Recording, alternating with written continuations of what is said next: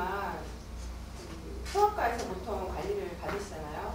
잇몸 관리를 하실 때 피나는 치과에서도 피나는 치료를 많이 합니다. 그래서 그 전에 여러분들이라고 해서 못하는 건 아니고요. 하기 전에 뭐 주사를 응고제 주사를 맞고 오신다거나 그런 처치만 하시고 오면 충분히 이를 꼽는 것도 가능하고 수술하는 것도 가능하시니까 너무 겁내지 마시고 오시는데 다만 뭐 딱 주의하셔야 될 게 한 가지. 치과에도 피나는 치료가 신경치료를 할 때도 피가 납니다. 조금씩. 그래서 미리 말씀을 해주시면 큰 병원에 가시든지 아니면 미리 흉터 주사를 맞고 오시다든지 이렇게 해주실 테니까 그거를 먼저 말씀을 하시라고 얘기를 해드리고 싶고요. 그것만 하시면 정상인들이랑 똑같이 치료하실 수 있기 때문에 제가 오늘 설명해드리는 거는 정상인 분들한테 관리하는 거랑 똑같이 설명해드릴게요. 왜 치아를 유지해야 되는지 다들 아시죠? 자, 왜 이가 있어야 될까요? 예. 첫 번째, 먹기 위해서죠. 이런 산의 진리가 있어서 이가 없으면 잘 씹을 수 없고요. 모든 전신 건강의 시작이 잘 씹어서 소화 흡수가 잘 되려면 음식물이 잘 부숴야 되기 때문에 입안 건강이 시작해서 할 수 있습니다. 두 번째는 발음인데요. 앞니 빠지면 이 소리가 새서 말이 잘 안 된다고 했어요. 어금니가 빠져서 그런 말씀을 하시거든요. 그러니까 발음도 중요하고요. 그리고 세 번째, 요즘 워낙에 얼짱 그리고 외모를 중시하는 사회라서 해마다 건치 연예인 예쁜 사진이 보면 동서양을 막론하고 이가 고르지 않으면 예쁘지 않아요. 근데 이거를 예쁜 사람들 사진만 보시면 잘 모르실 것 같아서 되게 막 이미지가 안 좋죠. 막 왼쪽 사진을 보면 불황자 같고 막 되게 우울해 보이는데 이만 제대로 갖춰도 영화 배우 같고 굉장히 인자한 동네 아저씨 같고 바뀌었어. 그래서 저런 정말 의학할 것 같은 상황이 안 되려면 저런 상황이 왜 벌어지는지 알아야 돼요. 그래서 가장 오래되고 가장 흔한 질병, 입안의 질병, 충치고요. 그다음에 잇몸병, 충치라고도 알고 계시는 분 많은데 잇몸 치주 질환이 이게 요인입니다. 그래서 여기 보시면 여기가 이제 치아가 이렇게 있고요. 머리가 있고 뼛속에 묻혀있는 뿌리가 있고요. 이게 잇몸뼈입니다. 치아를 잡아주고 있는 잇몸뼈고요.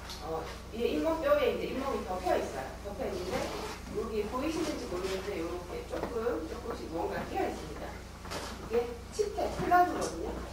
어떻게 진행되는지 한번 보세요. 이게 더 커지고 쌓이면서 아래쪽으로 점점 더 내려가요.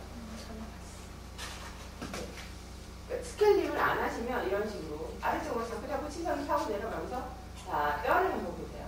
여기 있던 뼈가 이렇게 파괴됐어요. 이게 다 세균 덩어리입니다. 그래서 여기서 독소가 나오고 염증 작용에 의해서 뼈가 파괴되거든요. 더 심해지면 뿌리 끝까지 점점 더 뼈는 없어지고 잇몸이 이렇게 처음에 비해서 부어있고 뻘겋게 변해있죠. 이렇게 되거든요. 그래서 이거를 방사선 사진을 찍어봤다고 가정을 할 때 노란 선은 잇몸 뼈를 나타내는 선이고요. 분홍색 선은 잇몸을 나타내는 선입니다.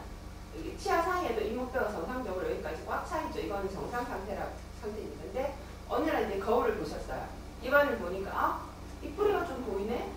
이 사이에 공간도 좀 보이네요. 잇몸이 여기 있는 걸 보니까 뭐 뼈가 조금 없어졌나 보다 이렇게 생각하실 수가 있어요. 근데 진짜로 잇몸을 열어보면 뼈는 이렇게 밑에 있을 수도 있어요.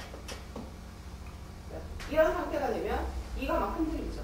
이렇게 뿌리를 전체적으로 잡아주던 잇몸뼈가 끝에 끝부분밖에 못 잡아주니까 치아가 흔들리고 잘 씹으실 수 없어요.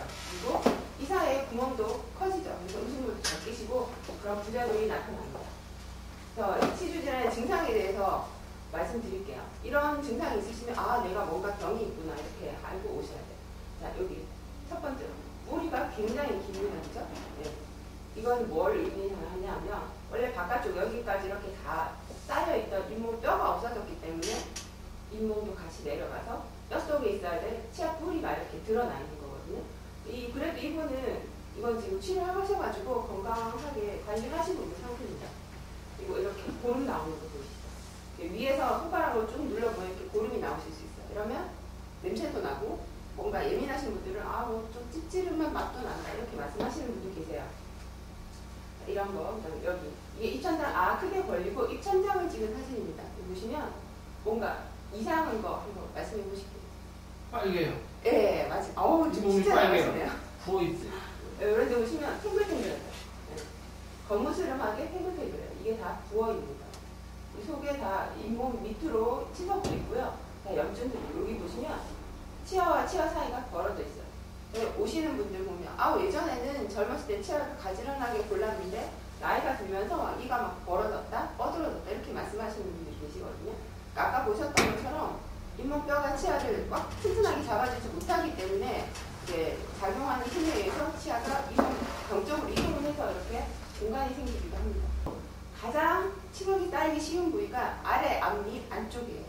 여기 닦는 거 모르는 분들 많으세요. 그리고 여기가 바로 이 닦기가 좀 힘들어서 저희가 스캐닝 양치 잘 하시나 안 하시나 볼 때 저기를 제일 먼저 봐요. 그러면 바로 알 수 있어요. 이렇게 치석이 병풍처럼 둘러싸이는 거 보이시죠?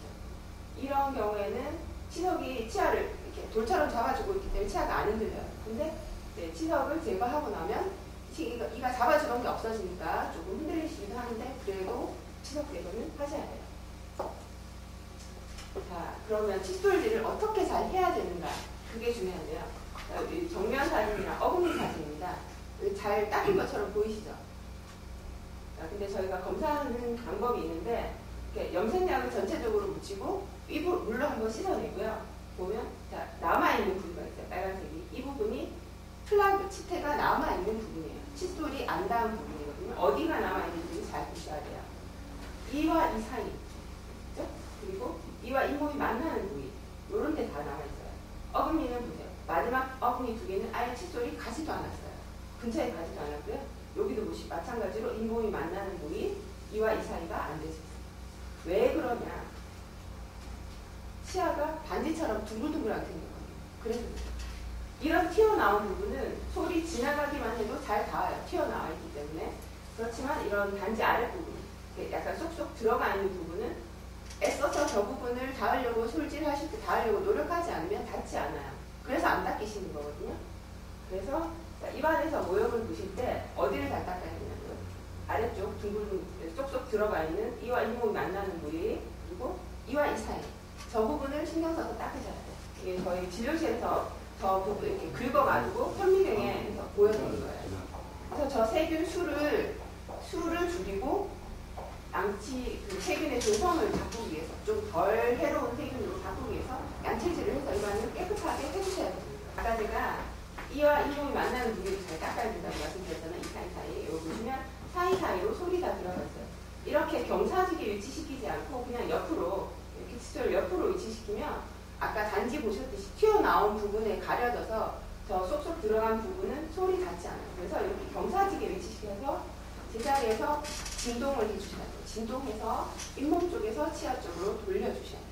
그래야지 이게 치태가 제거가 됩니다. 그리고 잇몸 나쁘신 분들은 저 칫솔만 쓰시면 되는 게 아니라 이 사이사이 아까 왜 잇몸 나빠진 분들 이 사이사이 공간이 있었잖아요. 그런 데를 닦아주시려면 이 사이를 닦아주는 솔이라고 해서 치간 칫솔이라고 하거든요. 이게 사이즈가 여러 가지 있는데 이와 이 사이의 공간의 크기에 맞춰서 쓰셔야 돼요. 그리고 이거는 저는 기억자 솔이라고 하는데 둘이 이름이 조금 어려워요. 첨단 칫솔이라고. 이게 되게 좋아요. 이거. 환자분들한테 아무리 설명을 해드려도 그 아까 말씀드린 쏙쏙 들어간 부분, 잇몸 만나는 부분 그런 데가 안 닦여서 저거를 쓰시라고 하면 많이 좋아지세요. 이게 구부러져 있기 때문에 접근하기가 좋아서 닿기 힘든 부분 입안에 많이 다양하게 쓰시면 되는데 아까 말씀드린 것처럼 아래 앞니 안쪽도 구부러져 있기 때문에 잘 닿아요.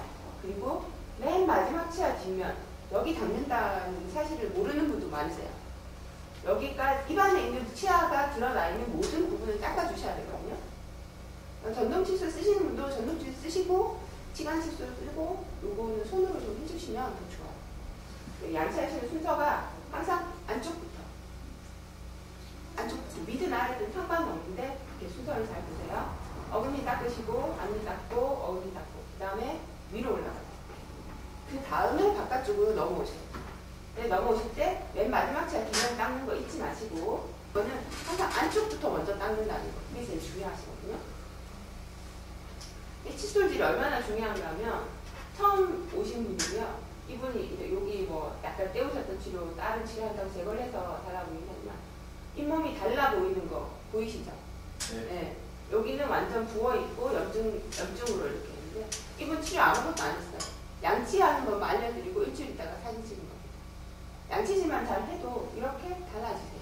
그만큼 중요합니다.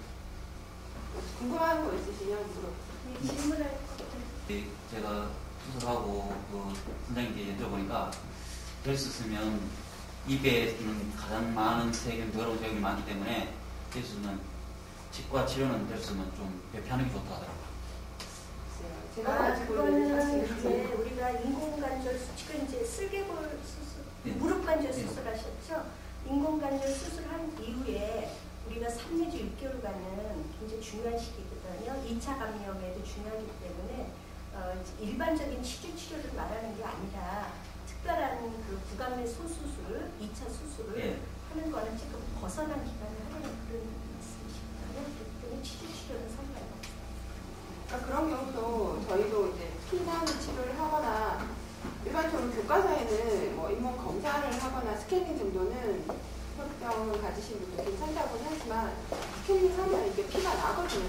근데 그게 한 부분에 남의 압박제를 하거나 하겠지만 입안에 전체적으로 스캐닝이 들어가는 거라서 이게 물론 환자분 상황에 따라서 다 틀리긴 한데 또 그런 경우는 항상 그래서 저희는 의뢰를 합니다. 다른 소아과나 그래서 그런 뭐 인공관절 하셨더라도 오시면 정형외과에 컨설트를 내서 왜 안 되는지 아니면 언제 하는 시기를 옮길 수도 있고요. 아니면 하는 치료를 적당히 강도를 조절할 수도 있으니까 그거는 오시면 저희가 주치의한테 상담해서 진행하실 수 있게 해드릴게요.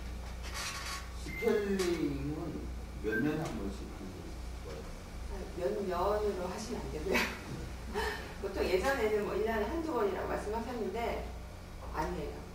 아무리 입안을 100% 깨끗하게 했다고 가정을 해도 2개월만 지나면 세균이 다시 쫙. 왜냐하면 항상 하루에 3번씩 식사를 계속 하시잖아요. 이거 식사를 안 하셔도 입안에 침이 있고 뭐 이렇게 되기 때문에 치태가 다시 껴요. 양치질을 잘 하시는 분은 뭐 좀 한 6개월이나 1년에 한 번 오셔도 되고요. 양치가 안 되신다면 아까 제가 보여드린 것처럼 이 치석이 많이 끼어 있으시다면 한두 달에 한 번씩이라도 오셔야 되고 개개인의 양치질 상태에 따라서 틀려요. 시술 사용할 때 제가 그 자주 끼는 곳만 제가 사용하는데 네. 그 시간당은 전체적으로 치아를 다 한 번씩 해주는 게 좋아요? 아니면 이렇게 그 제가 여기 금으로 해갖고 요 주변에 잘 껴갖고 거의 그쪽으로 거의 매일 하거든요 항상. 근데 그 끼는 음식물이 cin든 면으로 들어가는 건지 아니면 2원 이상 옆으로 들어가는 건가요? 그 지금 보면 2월 이상이 옆으로 들어가요. 옆으로 들어가는 거예요? 일단은 그 금으로 이렇게 하실 때도 원래는 이렇게 긴밀하게 접촉이 2원 이상과 긴밀하게 접촉이 돼서 잘 cin든 면을 안 끼게 해드리거든요. 그런 때도 이게 치실이 뭐 이렇게 슬슬 들어간다거나 그러면 보철물을 다시 제작하시는 게 좋고 아니라면 치실이나 치간 칫솔을 항상 써주셔야 돼요. 그래서 관리를 잘 해주셔야 돼요. 그 다른 쪽 있잖아요. 그 특별히 이렇게 음식물 끼지 않는 것도 가능하면 하루에 한 번 다 해주는 게 좋은 거예요? 가능하면 해주시는 게 좋긴 한데 네. 힘드시죠? 여기 아까도 나왔지만 치간 칫솔이나 치실을 하루에 몇 번 써야 되나 얼마나 자주 써야 되나 물으시죠. 원래는 원칙적으로는 치간 칫솔도 칫솔 쓰실 때 항상 칫솔, 치간 칫솔, 기억자 혹은 첨단 칫솔 이렇게는 같이 다 써주셔야 되는 거예요. 그러니까 하루에 양치 슬슬 뭐 대충대충 해서 6번 하시는 거 소용없어요. 하루에 한 번을 하시더라도 100% 꼼꼼하게 그렇게 해주시는 게 좋죠. 초콜릿이나 탄산음료 이런 걸 절대 먹지 말라고. 어떻게 안 먹고 살아요? 그게 특히 콜라가 이게 안 좋다고 네. 치아를 녹인다고 막 그러는데 네. 아까도 먹거든요. 양치 잘 하시는 근데 분이죠. 그거를 할 때 마시고 지금 양치하는 것만 나왔는데 네. 가글이라든지 이런 걸로 하는 게 더 낫지 않아요? 아 드시고 양치를 못 하실 때? 아니 그게 아니라 가글을 입에 남들은 게 헹구고 뱉더라고요. 근데 저는 가글을 하고 양치를 하거든요. 가리 한 상태에서 그렇지 않나?